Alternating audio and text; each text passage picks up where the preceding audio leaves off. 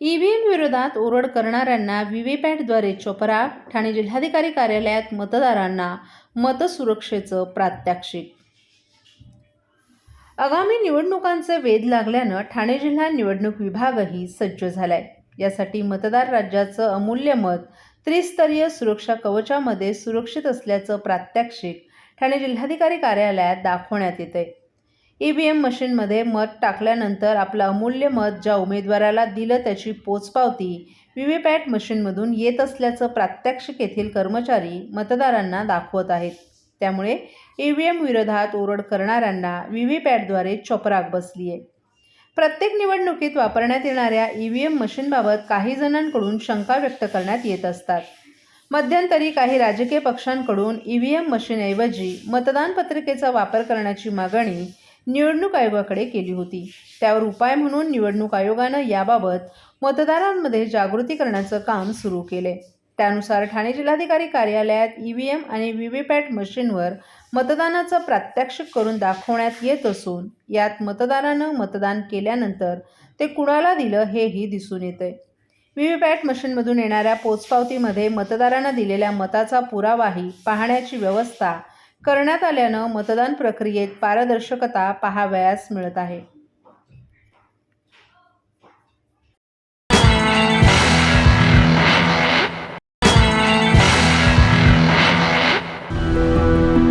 मैं घर घर जाके काम करती हूँ। मेरे हस्बैंड ऐसी बेलदारी मजदूरी करते हैं। पहले मैं टीके लगवाती थी, फिर ऐसा हुआ कि हम लोग काम करते थे, हमारा काम डाउन होने लगा। फिर हम गांव चले गए, फिर गांव से आए तो हम दोनों काम में बिजी हो गए। एनम दीदी हमारे एक दिन घर आई, उन्होंने कहा कि मुझे कार्ड दिखाओ। फिर उन्होंने देखा उसमें कुछ टीके छूटे पड़े। आस पड़ोस में जितने भी बच्चे हैं उनके घर पर गए, उनकी मम्मी पापा से बोले जो जो बच्चे छूट गए हों वो बच्चे अपना टीका लगवा लें। अब हम लोग सारी लेडीज मिलकर बच्चों का टीका लगवा के आए। हम तो भूल गए थे कि हमारी बच्ची का टीका नहीं लगा, लेकिन सरकार नहीं भूली, हमारे दरवाजे पर आए और टीका लगाए। मिशन इंद्रधनुष।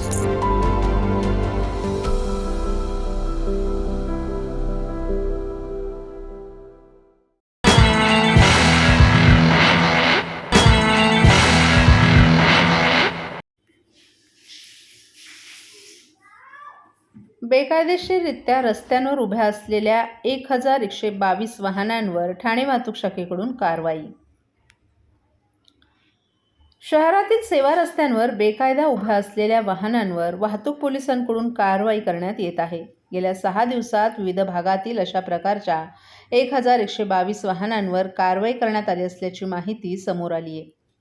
नागरिकांचा प्रवास हा सुरळीत आणि कोंडीमुक्त व्हावा यासाठी 9 डिसेंबरपासून ठाणे वाहतूक शाखेकडून विशेष मोहीम हाती घेण्यात आली आहे. या मोहिमेमुळे शहरातील सेवा रस्त्यांचा मोकळा श्वास घेतला असल्याचं चित्र आहे. ठाणे शहरात मोठ्या प्रमाणात पार्किंगची समस्या आहे. पार्किंगसाठी पुरेशा प्रमाणात जागा उपलब्ध होत नाही. तसंच अनेक जण पार्किंगचं शुल्क भरावं लागू नये म्हणून सेवा रस्ता तसंच शहरातील अंतर्गत मार्गांवर बेकायदेशीररित्या वाहनं उभी करतात, असं चित्र दिसून येतं. या वाहनांमुळे वाहतुकीस तसंच पादचाऱ्यांनाही अडथळा निर्माण होतो. आधीच रस्ते अरुंद, त्यात वाहनांची पार्किंग, यामुळे अनेकदा वाहतूक कोंडी होत असते. सेवा रस्त्यावर होणारी ही वाहतूक कोंडी टाळण्यासाठी ठाणे वाहतूक शाखेकडून विशेष मोहीम हाती घेण्यात आली आहे. 9 डिसेंबरपासून या मोहिमेस सुरुवात झाली आहे. या मोहिमेमध्ये शहरातील विविध भागातील सेवा रस्त्यांवर बेकायदेशीररित्या उभ्या करण्यात आलेल्या वाहनांवर दंडात्मक कारवाई केली जाते. शहरातील कोपरी, नौपाडा, वागळे इस्टेट, कापूरबावडी, कासरवडोली आणि राबोडी या भागात 9 डिसेंबर ते 14 डिसेंबर या कालावधीत 1122 वाहनांवर कारवाई करण्यात आली. यामध्ये सर्वाधिक कारवाई कापूरबावडी भागात करण्यात आली आहे. कापूरबावडी भागात 380 वाहनांवर ही कारवाई करण्यात आली आहे.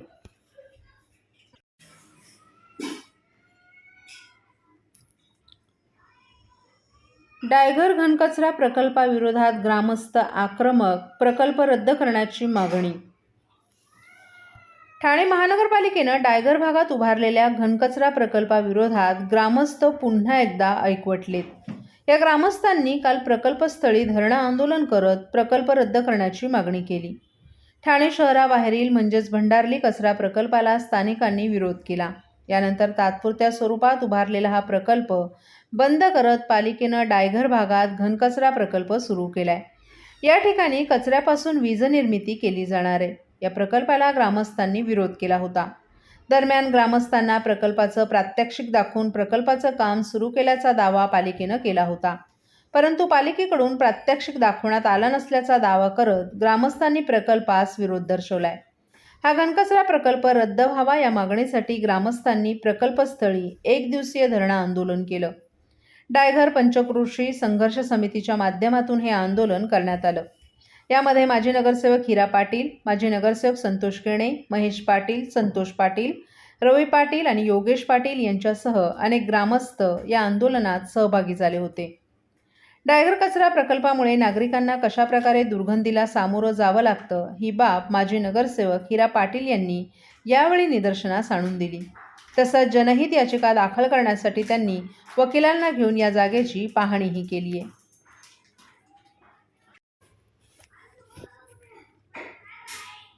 वागळे इस्टेट, कोपरी, नौपाडा आणि उथळसक प्रभाग समिती सर्वाधिक मराठी पाट्या नसल्याचं ठाणे महानगरपालिकेचं सर्वेक्षण.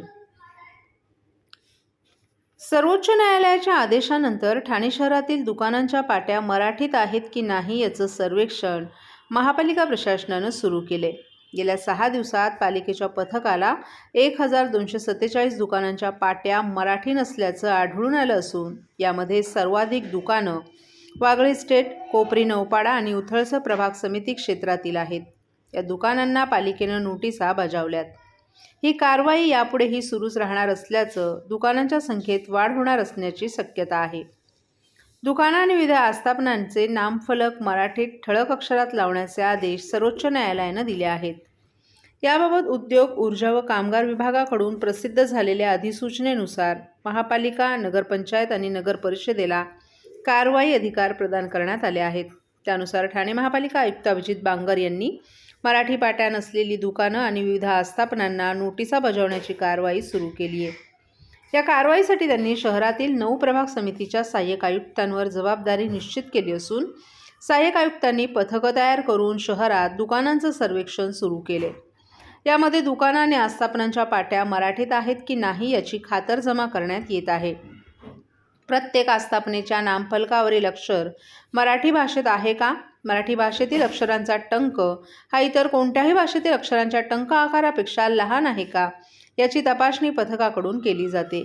यामध्ये गेल्या 6 दिवसात पालिकेच्या पथकाला 1247 दुकानांच्या पाट्या मराठीत नसल्याचं आढळून आले असून या दुकानांना पालिकेनं नोटिसा बजावल्यात. या दुकानांना 30 डिसेंबरपर्यंत मराठी भाषेत पाट्या बसवण्याच्या सूचना देण्यात आल्या आहेत. या मुदतीनंतरही पाट्या मराठीत झाल्यानंतर कामगार विभागाला तसा अहवाल पाठवण्यात येईल. कारण कारवाईचे अधिकार या विभागाला आहेत अशी माहिती महापालिकेतील एका वरिष्ठ अधिकाऱ्यानं आपलं नाव न छापण्याच्या अटीवर दिली आहे.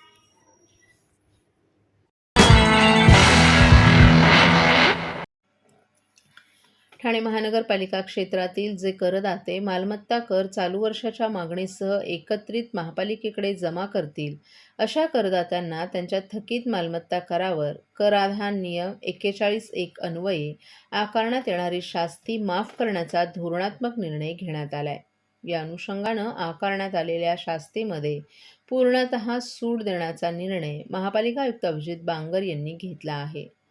जे करदाते 15 डिसेंबर 2023 ते 31 डिसेंबर 2023 या कालावधीमध्ये थकीत मालमत्ता कर चालू वर्षाच्या मागणीसह एकत्रित महापालिकेकडे जमा करतील अशा करदात्यांना त्यांच्या थकीत मालमत्ता करावर कराधान नियम 41(1) अन्वये आकारलेल्या शास्तीत 100% सवलत देण्यात येणार आहे. तसेच जे करदाते 1 जानेवारी 2024 ते 15 जानेवारी 2024 या कालावधीत थकीत मालमत्ता कर चालू वर्षाच्या मागणी आणि कराधान नियम 41(1) अन्वये आकारलेल्या शास्तीच्या 25% रकमेसह एकत्रित महापालिकेकडे जमा करतील अशा करदात्यांना त्यांच्या थकीत मालमत्ता करावर कराधान नियम 41(1) अन्वये आकारलेल्या शास्तीवर 75% सवलत देण्यात येणार आहेत.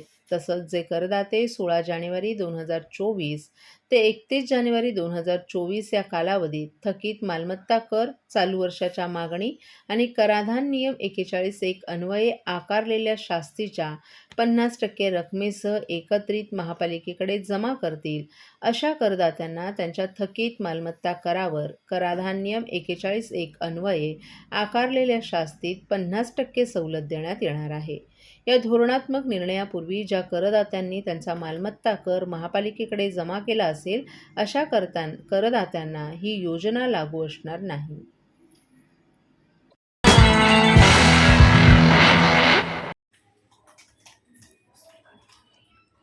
व्हिजन 2030 उपक्रम दिशादर्शक ठरणार, नरेश मस्के यांचं प्रतिपादन. भविष्यातील ठाणं साकारण्यासाठी व्हिजन 2030 या 2 दिवसीय उपक्रमाचं ठाण्यात उद्घाटन. संस्कारक्षम विद्यार्थी घडवल्यास उद्याचे नागरिक तयार होतील, त्या दृष्टीनं व्हिजन 2030 हा उपक्रम दिशादर्शक ठरणार आहे, असं प्रतिपादन ठाण्याचे माजी महापौर नरेश मस्के यांनी केले. भविष्यातील ठाणे कसं असावं, किंबहुना उद्याचा ठाणेकर शहराबद्दल कसा विचार करतो, हे जाणून घेण्यासाठी दैनिक ठाणे वैभव आयोजित आणि वावीकर आय इन्स्टिट्यूट आयोजित व्हिजन 2030 या उपक्रमाचं उद्घाटन आज नरेश मस्के यांच्या हस्ते पार पडलं. त्यावेळी ते बोलत होते. ठाण्यातील 3 हात नाका येथील सर्व्हिस रोडवरील बाळासाहेब ठाकरे स्मारक मंदिरात 2 दिवस चालणाऱ्या या उपक्रमात 130 शाळांमधील 2000 विद्यार्थ्यांनी सादर केलेली चित्र आणि सुमारे 80 मॉडेल्स यांचं प्रदर्शन मांडण्यात आले. या उपक्रमाच्या उद्घाटनाप्रसंगी माजी महापौर नरेश मस्के यांनी लहानपणी उत्तम संस्कार केल्यास भविष्यात हे चांगले नागरिक बनतील, व्हिजन 2030 सारख्या उपक्रमातून संस्कारक्षम विद्यार्थी घडवल्यास उद्याचे नागरिक घडतील, त्यामुळे व्हिजन 2030 हा उपक्रम दिशादर्शक ठरणार असल्याचं सांगितलं.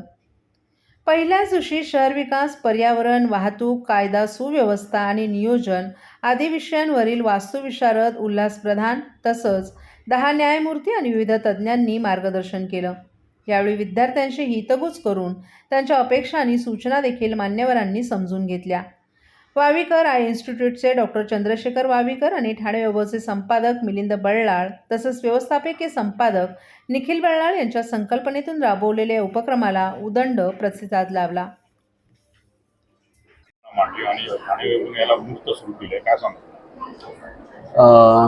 सर्वप्रथम तर हा जो उपक्रम आहे, या उपक्रमाच्या माध्यमातून आम्ही ठाणेकरांचा सहभाग आपल्या स्मार्ट सिटीमध्ये कसा असावा हा विचार जो आहे हा पुढे नेण्याचा प्रयत्न करतोय.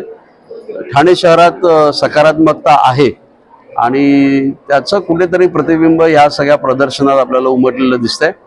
मुलांचा जो सहभाग आहे आणि त्यांनी ज्या संकल्पना मांडलेल्या आहेत त्या अद्वितीय आहेत की ते कसं बघतायत, कारण की ते उद्याचे नागरिक आहेत आणि त्याच्यामुळे त्यांनी काढलेली जवळजवळ 2000च्या वर चित्र आहेत, 80च्या वर मॉडेल्स आहेत आणि या सगळ्या माध्यमातनं शाळांनी जो काही सहभाग दिलेला आहे तर त्याच्यामुळे जी वातावरण निर्मिती होईल त्यातनं ठाणे महापालिकेचं काम सुकर होईल, कारण की हे एकट्या ठाणे महापालिकेचं, एकट्या शासनाचं काम नाही आहे. आणि आम्ही सातत्याने ठाणे वैभवतर्फे असं सांगतोय की हे मुख्यमंत्र्यांचं शहर आहे आणि मुख्यमंत्र्यांचं शहर असल्यामुळे आपल्या सर्वांची जबाबदारी खूप वाढीव आहे. त्या वाढीव जबाबदारीला कुठेतरी साजेसं काम इथल्या संस्थांनी, मग ठाणे वैभवसारखं आता सुवर्ण महोत्सवाच्या टप्प्यावर आलेलं दैनिक यांनी पण केलं पाहिजे. या दृष्टिकोनातून हा विचार आम्ही मांडत असतो आणि सुदैवाने आम्हाला डॉक्टर चंद्रशेखर वावीकर यांच्यासारखे त्यांचं पाठबळ लाभलं की खरोखरच एक चांगला उपक्रम, परंतु हा उपक्रम यशस्वी झाला नसता आणि एवढं मोठं व्यापक स्वरूप त्याला आलं नसतं, परंतु हे सगळं शक्य झालं कारण की डॉक्टर वावीकरांसारखी माणसं आहेत. आज महापौरांनी सुद्धा वेळात वेळ काढून इथे आले, ते मुलांशी त्यांनी हितगुज केलं. मला एकच आव्हान करायचं ठाणेकरांना की 2 दिवस हे प्रदर्शन चालणार आहे, आज आणि उद्या, शनिवार आणि रविवार. तर जितक्या लोकांनी इथे येऊन या मुलांचा उत्साह जर वाढवला तर आपल्याला पुढचे जे भावी नागरिक आहेत, जे आपण सातत्याने बोलत असतो की उद्याचे नागरिक त्यांनी काय केलं पाहिजे, तर त्यांनी करून दाखवलंय. तर त्यांच्या फक्त पाठीवर शाबासकीचा एक जर हात ठेवला तर बरं वाटेल. धन्यवाद.